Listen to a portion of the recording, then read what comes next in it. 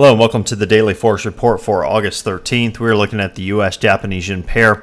As you can see, overall this pair is moving sideways, biased is sideways as well. Look for it to potentially go as high as 78.63, possibly as low as 77.82. Look for some resistance around 78.55 and look for some support around 78.15.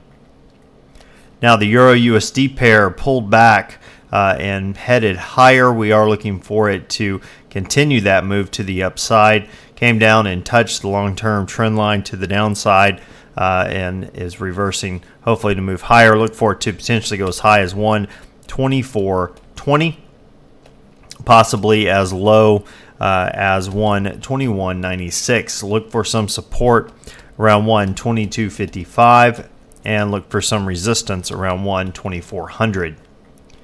Now the pound US dollar pair continues to overall move sideways.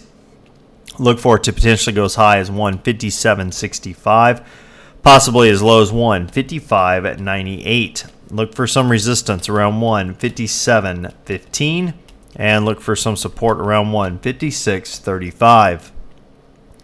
Now the US Swiss, this pair closed down during this last session, overall moving somewhat sideways, definitely biased to the downside. Look for it to potentially go as high on reversal up to 0.9841, possibly down to 0.9668.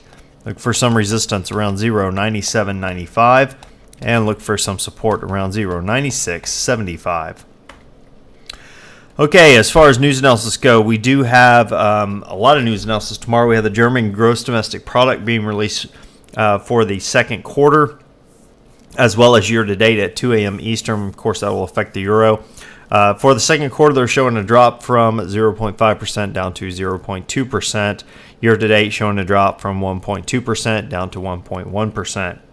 Then at 4:30 a.m. Eastern, we have the Consumer Price Index for July being released for the pound. They're showing a potential drop from 2.4% down to 2.3%. Then a little bit later in the day at 5 a.m. Eastern, we have the Eurozone gross domestic product being released for the second quarter as well as year-to-date, both showing a slight drop. Second quarter showing a drop from 0.0% down to a negative 0.2%. Year-to-date showing a drop from negative 0.1% down to negative 0.4%. Of course, that'd be bad news for the euro if it comes out below that. Now, we also have the advanced retail sales for the U.S. for July being released at 8:30 a.m. Eastern Time. Consensus on that is that things have picked up just a little bit from a negative 0.5% to a positive 0.3%. Now, what am I looking for during this next session? Well, I'm looking for the Euro-USD to break the high here and continue up. Definitely get to, I'd see it getting up right under the 2400 mark from where it is currently. If it takes out the high of this previous session, looking to grab about 25 pips there, 23, 24, somewhere in that range. Looking to buy at 123.71. Looking to exit the trade at 123.97. Using a risk to reward of 1-to-1. Well, I hope that helps. And until next time, this is Jason Fielder. Good trading.